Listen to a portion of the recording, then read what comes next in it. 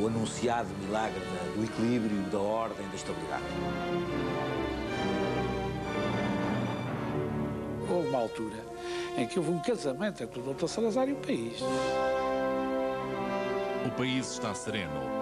O Dr. Salazar é chefe de governo desde 5 de julho de 1932 e ainda e sempre ministro das Finanças. O Dr. Salazar manda e o país está com o Dr. Salazar. A quem não está sereno, o Dr. Salazar dissuade de agir. A quem está ativamente contra, o Dr. Salazar combate pela força e pela prisão. Para dissuadir ou calar, o Dr. Salazar criou e dispõe dos necessários instrumentos.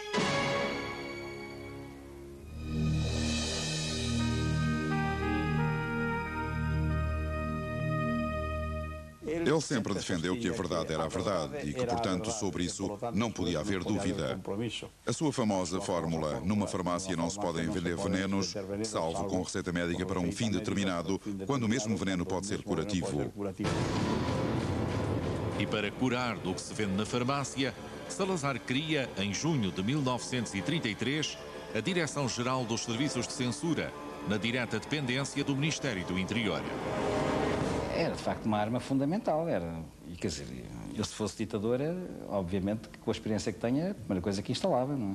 Nem precisava dos militares, queria era a censura. E alguém que me garantisse que a censura começava a funcionar. A ideia não é nova. Já a República ensaiara a censura, suspendendo jornais hostis antes da Primeira Guerra. E mais tarde, em 1916, passando-os ao crivo censório, com o pretexto de cuidar das notícias sobre a participação portuguesa no conflito. Mas a prática e os propósitos sobem agora de grau e de consistência. Por exemplo, durante a Primeira Guerra Mundial, em 1916-17, os espaços cortados pela censura ficavam em branco. Ou seja, os leitores tinham, lendo um jornal, percebiam o que é que tinha sido cortado, ou pelo menos percebiam que tinha havido ali um corte. E porque muitas vezes os cortes eram uma parte apenas da notícia, depreendiam aquilo que tinha sido cortado. Segundo lugar, porque no período durante a Primeira Guerra, eram cortadas, sobretudo, as questões relativas à participação portuguesa na guerra, enquanto que a seguir, em 1926, eram cortadas todas as manifestações de oposição ao regime, todas as notícias que prejudicavam o regime. A nova instituição do regime tem a atenção do chefe de governo, que por ela se interessa de perto. Era um pilar do regime, a censura era um pilar do regime, como a polícia política, e é natural, portanto, que o Presidente do Conselho, o Oliveira Salazar, tivesse um cuidado extremo com a forma como a censura funcionava. Daí que, a partir de 1939, o diretor da censura passasse a despachar diretamente com o Presidente do Conselho de Ministros. E assim, diligentemente, rotineiramente, os funcionários da censura, muitos deles militares reformados, tratarão de deixar circular a sua verdade e de eliminar com cortes o que consideram veneno.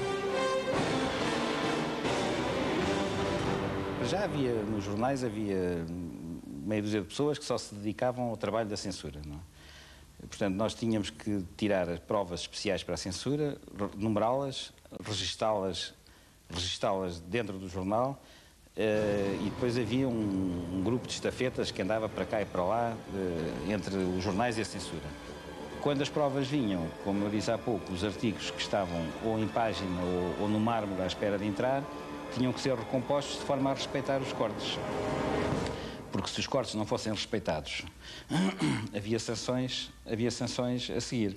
Sanções que podiam ser multas, suspensões do jornal e um castigo diabólico que se chamava prova de página, que era o jornal, a censura só aceitava ler o jornal em páginas completas, portanto não aceitava os artigos, artigo a artigo, e a página fosse a que horas fosse para a censura, ficava lá retida horas de propósito como castigo, não é?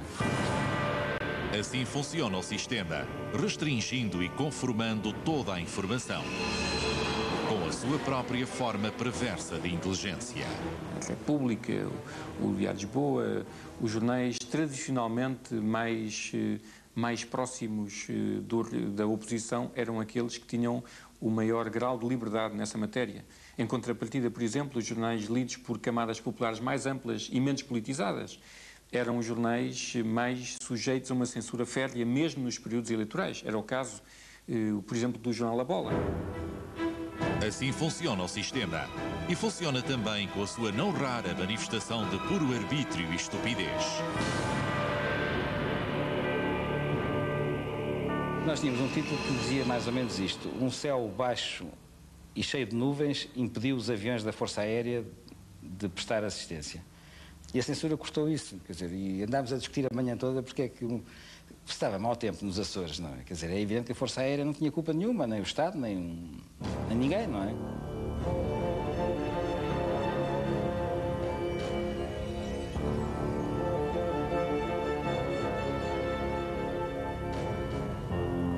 Dúvidas sobre a bondade do sistema? O próprio Salazar dirá a António Ferro: chego a concordar que a censura é uma instituição defeituosa, injusta por vezes, sujeita ao livre-arbítrio dos censores, a uma digestão mal feita, às consequências do seu mau humor.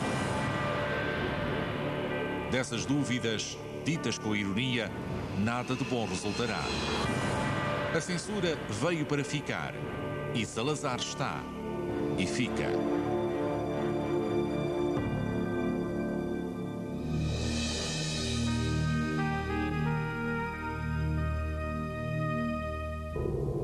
Para ministrar aquilo que, com ligeireza cruel, Salazar chamou uns safanões a tempo, surgiu em 29 de agosto de 1933 a Polícia de Vigilância e Defesa do Estado, resultado da concentração da Polícia de Informações e da Polícia Internacional que vem dos tempos da República. Há uma espécie de concentração dos corpos policiais num corpo especializado, política e ideologicamente especializado, de vigilância e de repressão.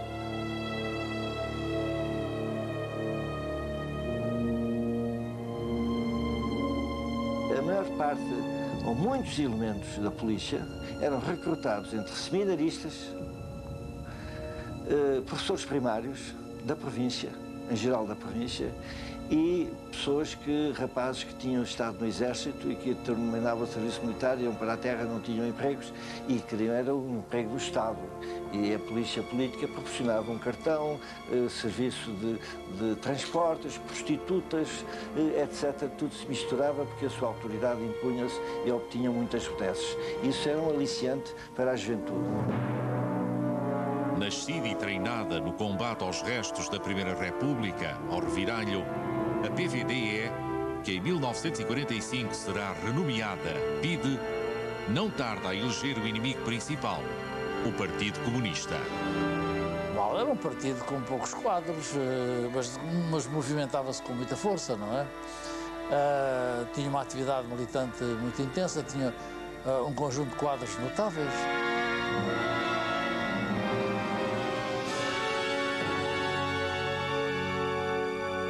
Era uma organização relativamente pequena, muito ativa, clandestiníssima, evidentemente.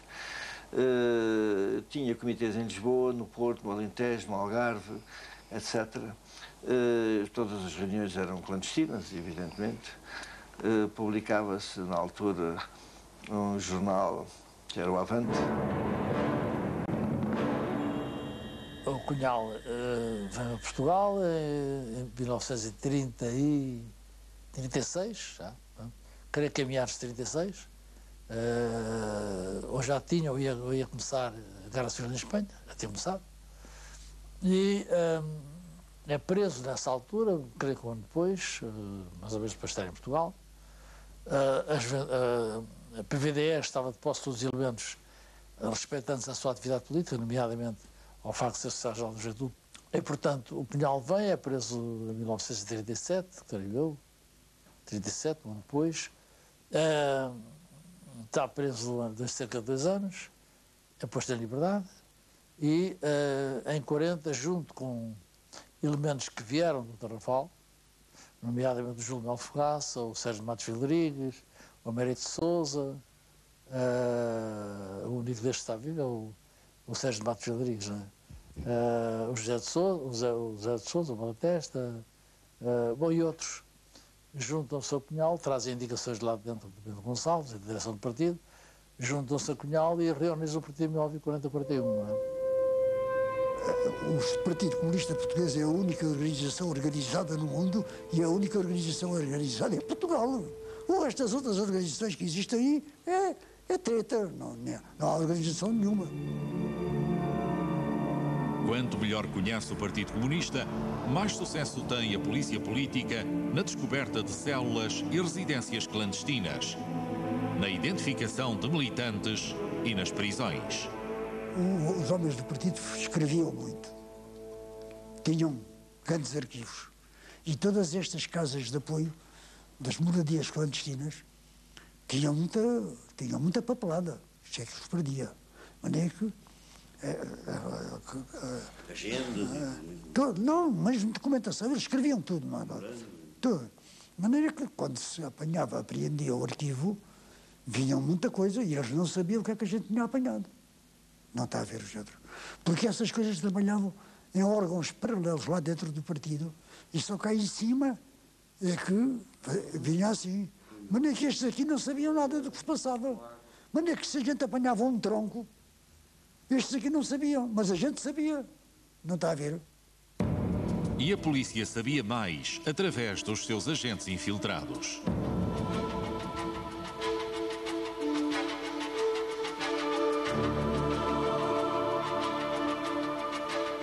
O Partido Comunista teve uma capacidade enorme para resistir aos ataques da polícia, sem dúvida nenhuma, devido à própria natureza da sua organização, do centralismo democrático, que criava condições de autodefesa, mas mesmo assim estou convencido que houve sempre penetrações da polícia, não é?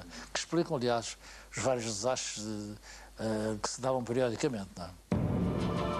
Ao descrever a situação num relatório de 1964, Cunhal dirá que entre 1935 e 1940, o secretariado do Comitê Central foi desmantelado 4 vezes pela polícia. Bom, mas a polícia também tinha homens do partido lá dentro e não os deitou fora para não alertar o partido. Não podia explorar mesmo muita coisa, porque os senhores, há uma coisa que os senhores agora não caem porque estão sentados. A grande surpresa que o partido teve quando assaltou a PIDE foi saber que os seus funcionários superiores eram informadores da PIDE. E agora? Os militantes comunistas e, indiretamente, os seus advogados, conhecerão a face mais brutal da polícia política. Espancaram, talvez várias vezes, partiram um braço. Isso é fácil de ver. Eu digo no artigo que fui para qual é fácil de comprovar isto, que é o registro do Hospital Prisão de Caxias e do enfermeiro que me tratou, um tal Nuno, que era enfermeiro da PIDE, que às escondidas me tratou. A violência era muito grande. A violência era enorme. Batiam a sério. E punham os presos de pé até caírem. E assim conseguiam as confissões. E no fim, dizia-se, o preso confessou sem violência nem coação. Prisões sem culpa e sem mandado, confissões extorquidas, julgamentos sem garantias de defesa.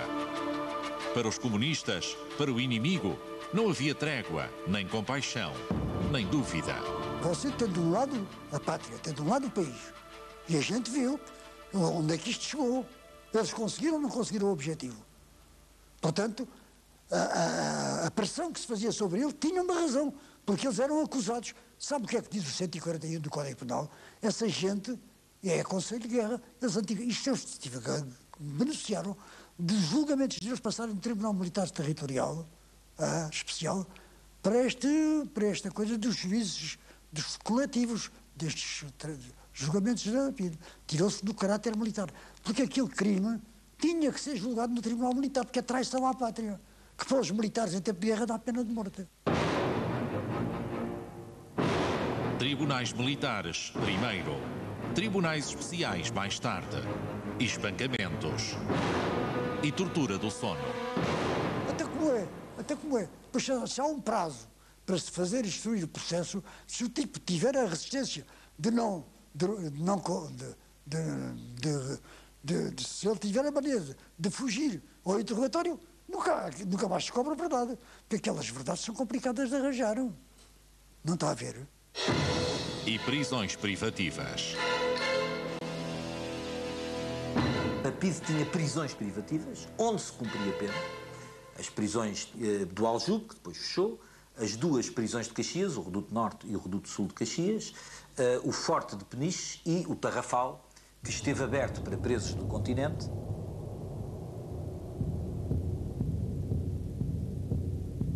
O Tarrafal nasce em 1936.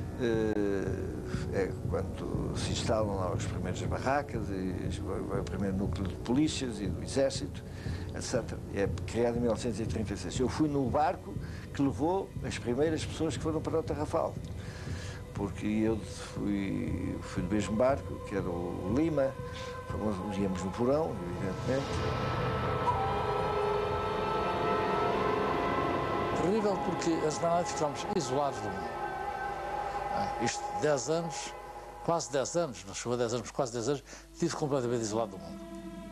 No último ano começámos a receber jornais, as cartas chegavam lá, ou não chegavam, ou chegavam às vezes como simples, cortavam, ou riscavam, muitas vezes cortavam, não é? Portanto, rigorosamente censurados. Trabalho forçado. Uma comida altamente eficiente, variando um bocado com os diretores, mas altamente eficiente. Castigos por tudo e por nada. Portanto, depois as pessoas começaram a cair, má nutrição, o paludismo. Ao fim do ano estavam a morrer muitas pessoas, não é? Numa semana morreram 6 ou 7 pessoas, não é? Todos a seguir, não é? Isto tiveram muitos mais ali à beira de morrer. Houve ali uma mutação brusca, não tínhamos medicamentos. As condições em que para lá fomos foram condições propositadamente precárias, propositadamente péssimas. Eu penso que a intenção era mesmo liquidar uma parte das pessoas para ali fora, mas não tenho dúvida nenhuma. O Tarrafal é um local que os alemães, se não veem esta situação, tinham arrendado para fazer uma estação turística.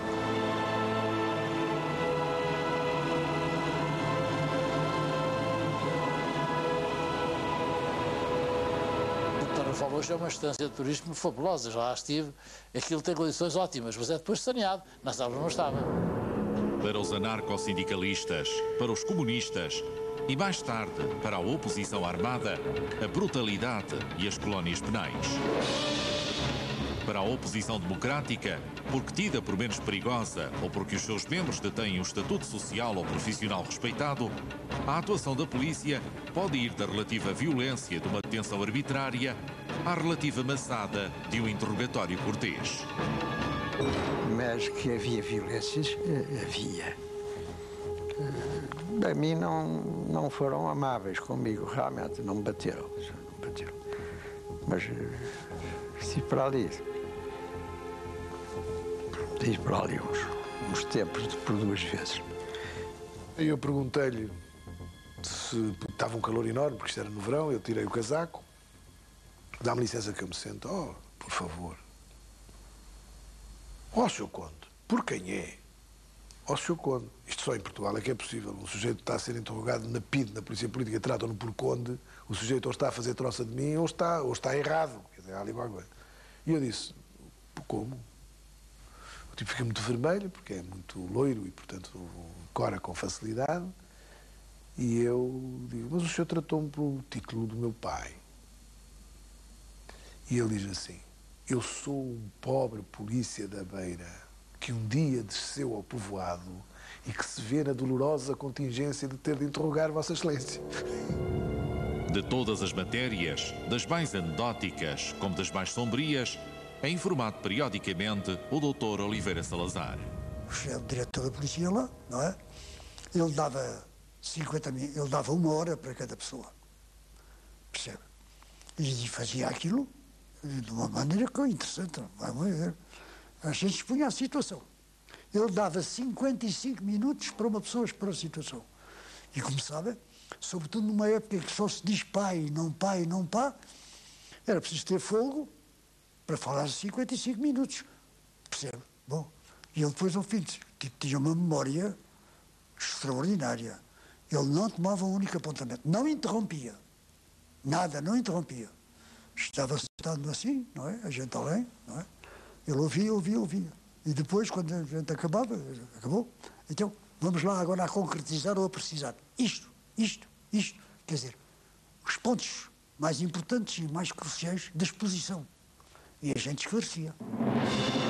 O inimigo comunista podia contar com toda a atenção da polícia política e do regime que a reorganizara. E o regime não hesita em recorrer a ações de massas para combater o comunismo. Ações como as grandes manifestações do dia 31 de outubro de 1936, para as quais estão até convidadas delegações estrangeiras. O inimigo comunista tem garantido uma relação de ódio com o Sr. Presidente do Conselho, que em 6 de julho de 1937, dias depois de um atentado à bomba de escape ileso, discursa perante militares sobre o ódio que lhe tem o comunismo. E sobre o ódio que lhe têm, comenta. E devo dizê-lo em plena consciência que o merecemos inteiramente. O inimigo comunista pode até contar com essa forma especial de respeito só devido aos adversários de morte.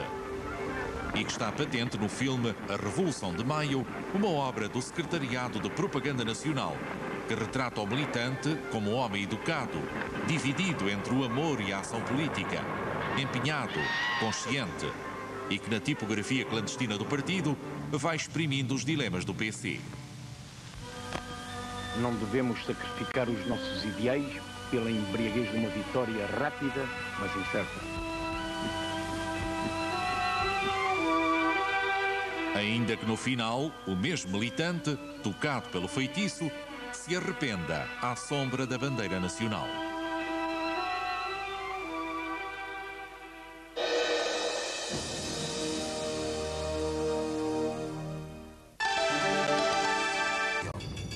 Da intervenção. Quando a resistência cívica ultrapassa as instituições onde a repressão está sociabilizada. E, portanto, naturalmente a escola, naturalmente a igreja, naturalmente os sindicatos nacionais, quando eles aparecem, naturalmente o emprego, onde uma pessoa, para permanecer no emprego, tem que ser batizada, tem que ter boa informação da polícia, etc, etc. Havia um documento que era assinado por todas as pessoas que tinham carreira no Estado, que era o decreto, não me lembro do número, mas até sei de cor como dizia, que estava integrado na ordem social estabelecida com repúdio ativo do comunismo e de todas as ideias subversivas.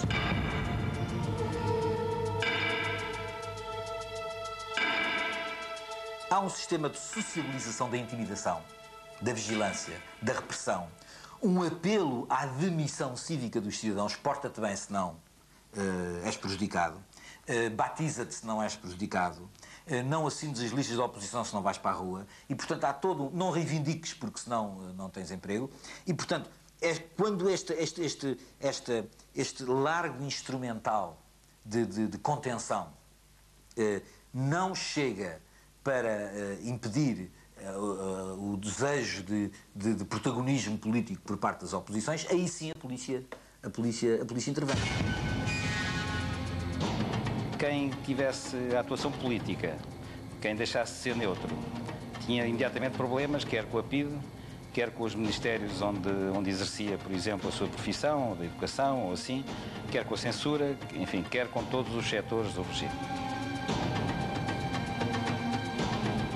Declaro que não pertence à maçonaria e isso era também um papel que todos os funcionários públicos tinham de assinar. Portanto, era um grande risco pertencer à maçonaria neste momento. Podia implicar demissão imediata.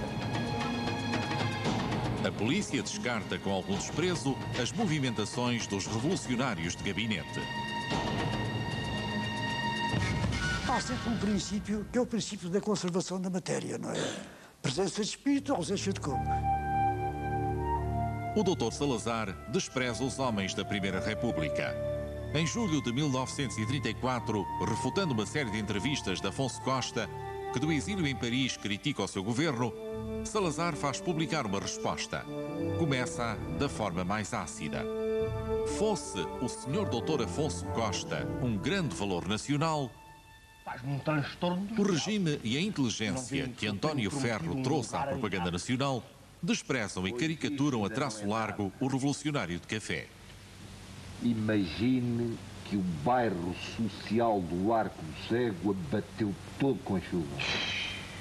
Eu não li nada nos jornais. Pudera, a censura corta tudo. Mas espere, o meu cunhado mora lá, almoçou hoje comigo e não me disse nada. Se calhar é da situação.